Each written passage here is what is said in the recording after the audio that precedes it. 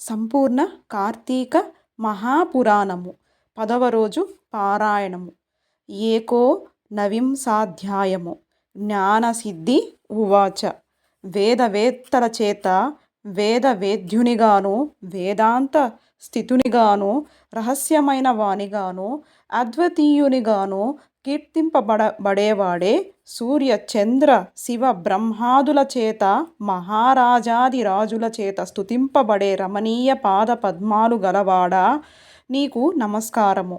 పంచభూతాలు సృష్టి సంభూతాలైన సమస్త చరాచరాలు కూడా నీ విభూతాలే అయి ఉన్నాయి.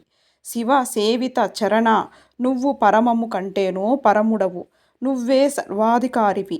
స్థావర జంగమరూపమైన సమస్త ప్రపంచము కూడా దానికి కారణ బీజమైన మాయతో సహా నీయందే ప్రస్ఫుటమవుతోంది. సృష్ట్యాదిని మధ్యలోన లేహ్య రూప చతుర్విధాన్న రూపుడవు, యజ్ఞ స్వరూపుడవు కూడా నీవే. అమృతమయము పరమ సుఖప్రదము అయిన నీ సచ్చిదానంద రూప సంస్మరణ మాత్రం చేతనే ఈ సంసారము సమస్తము వెన్నెట్లో సముద్రములా భాసిస్తుంది.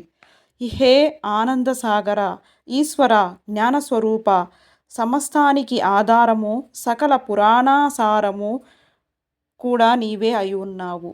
ఈ విశ్వము సమస్తము నీ వల్లనే జనించి తిరిగి నీయందే లయిస్తూ ఉంది. ప్రాణులందరి హృదయాల్లోనూ ఉండేవాడివి. ఆత్మవాచ్యుడవు, అఖిల వంద్యుడవు, మనోవాగ గోచరుడువు అయిన నువ్వు కేవలం మాంసమయులైన భౌతిక నేత్రాలకు కనిపించవు కదా తండ్రి. ఓ కృష్ణ, ఈశ్వర, నారాయణ, నీకు నమస్కారము. నీ ఈ దర్శన ఫలముతో నన్ను ధన్యుణ్ణి చేయి. దయామతివై నన్ను నిత్యము పరిపాలించు. జగదేక పూజ్యుడువైన నీకు మొక్కడం వలన నా జన్మకు సాఫల్యాన్ననుగ్రహించు. దాతవు, నేతవు, కృపా సముద్రుడవు అయిన నీవు సంసార సాగరంలో సంకటాల పాలవుతున్న నన్ను సముద్ధరించు. హే శుద్ధచరిత, ముకుంద, త్రిలోకనాథ, త్రిలోకవాసి, అనంత అధికారణ, పరమాత్మ, పరమహంసపతి, పురాణాత్మ, గుణాతీత, గురు, దయామయ విష్ణు, నీకు నమస్కారము. నిత్యానంద శుద్ధాబ్దివాసి, స్వర్గాపవర్గప్రద, అభేద తేజోమయ, సాధు హృత్పద స్థిత, ఆత్మారామ, దేవదేవేశ, గోవింద, నీకిదే నమస్కారము. సృష్టి స్థితి లయకార, వైకుంఠవాస, బుద్ధిమంతులైన వారు నీ పాదాల యందలి భక్తి అనే పడవ చేత సంసార సాగరాన్ని తరించి నీ స్వరూపాన్ని పొందగలుగుతున్నారో అటువంటి తేజస్వరూపాలైన నీ పాదాలకివే నా ప్రణామాలు. వేదాల చేతగాని, శాస్త్ర తర్క పురాణ నీతి కావ్యాదుల చేతగాని మానవులు నిన్ను దర్శించలేరు.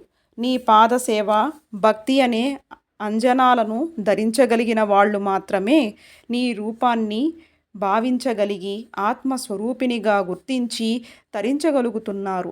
ప్రహ్లాద, ధ్రువ, మార్కండేయ, విభీషణ, ఉద్ధవ, గజేంద్రాది భక్త కోటులను రక్షించిన నీ నామస్మరణ మాత్రం చేతనే సమస్త పాపాలు నశించిపోతున్నాయి.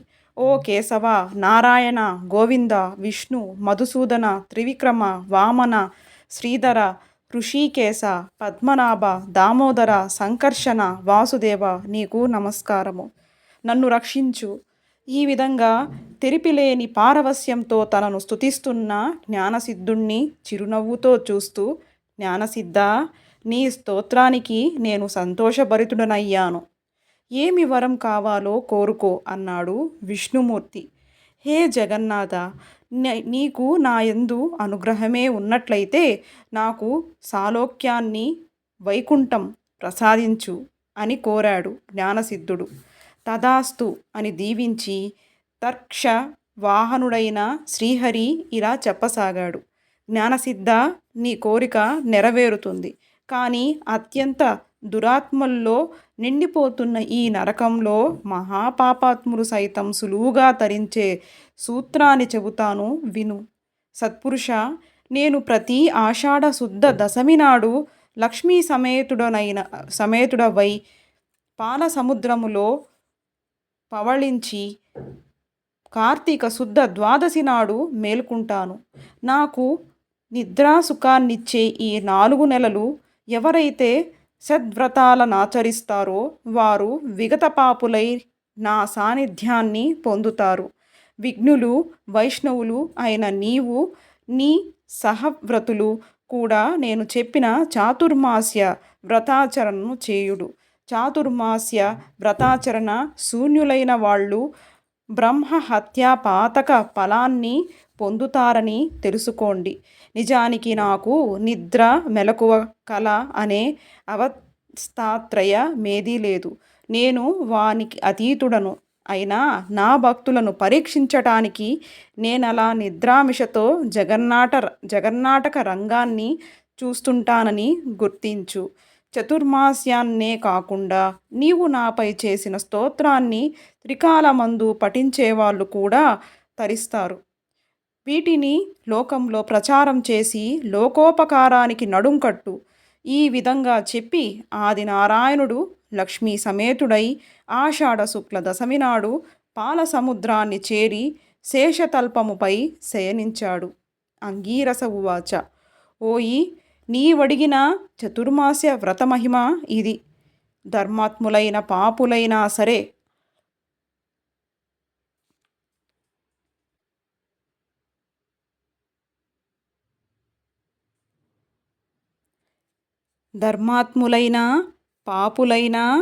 సరే హరిపరాయణులై ఈ చాతుర్మాస్య వ్రతాచరణ చేసే బ్రాహ్మణ, వైశ్య, క్షత్రియ, శూద్ర, స్త్రీ జాతుల వారందరూ కూడా తరించి తీరుతారు.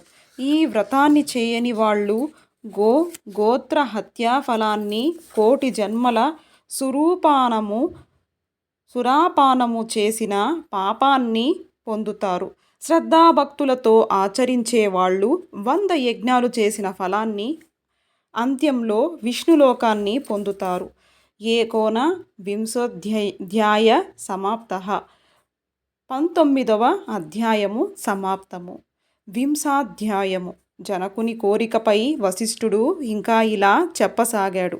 ఓ మిథిల రాజ్య దౌరేయ, ఈ కార్తీక మహత్యమును గురించి ఆత్ర్యగస్త్య మునులు నడుమ జరిగిన సంవాదనమును తప్పనిసరిగా తెలుసుకోవాలి.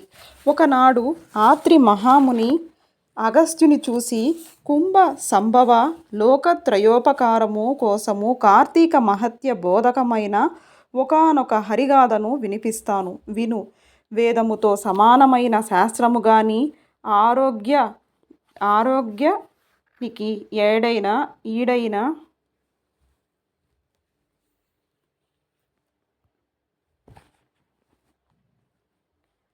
ఆరోగ్యానికి ఈడైన ఆనందము గాని, హరికి సాటైన దైవము గాని, కార్తీకముతో సమానమైన నెల కాని లేవయ్యా.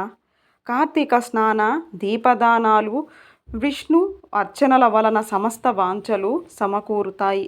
ముఖ్యముగా కలియుగ ప్రాణులు కేవలం విష్ణు భక్తి వలన మాత్రమే విజయ, వివేక, విజ్ఞాన, యశో, ధన, ప్రతిష్టాన సంపత్తులను పొందగలుగుతారు. ఇందుకు సాక్షిభూతముగా పురంజయుని ఇతిహాసాన్ని చెబుతాను. పురంజయోపాఖ్యానము. త్రేతాయుగంలో సూర్యవంశ క్షత్రియుడైన పురంజయుడనేవాడు అయోధ్యను పరిపాలించేవాడు. సర్వశాస్త్రవిదుడు, ధర్మజ్ఞుడు అయిన ఆ రాజు అత్యధికమైన ఐశ్వర్యము కలగడంతో అహంకరించిన వాడై బ్రాహ్మణ ద్వేషి, దేవ బ్రాహ్మణ భూహర్త, సత్యశౌచ విహీనుడు, దుష్ట పరాక్రమ యుక్తుడు, దుర్మార్గవర్తనుడు అయి ప్రవర్తింపసాగాడు. తద్వారా అతని ధర్మబలము నశించడంతో సమాంతులైన కాంబోజ కురుజాదులనేక మంది ఏకమై చతురంగ బలాలతో వచ్చి అయోధ్యను చుట్టుముట్టించారు. ఈ వార్త తెలిసిన పురంజయుడు కూడా బలమదయుక్తుడై శత్రువులతో తలపడేందుకు సిద్ధమయ్యాడు. పెద్ద పెద్ద చక్రాలున్నది, ప్రకాశించేది, జెండాతో అలంకరించబడినది, ధనుర్బాణాదిక శస్త్రాస్త్రాలతో సంపన్నమైనది, అనేక యుద్ధాలలో విజయం సాధించినది, చక్కటి గుర్రాలు పూంచినది తమ సూర్య వంశాన్వయమైనది అయిన రథాన్ని అధిరోహించి రథగజ తురగ పదాతులు అనబడే 4 రకాల బలగముతో నగరము నుండి వెలువడి చుట్టుముట్టిన శత్రు సైన్యములపై విరుచుకుపడ్డాడు. ఏవం శ్రీ స్కాంద పురాణాంతర్గత కార్తీక మహత్యే వింశతి అధ్యాయవు 19-20 అధ్యాయములు సమాప్తము. 10వ నాటి పారాయణము సమాప్తము.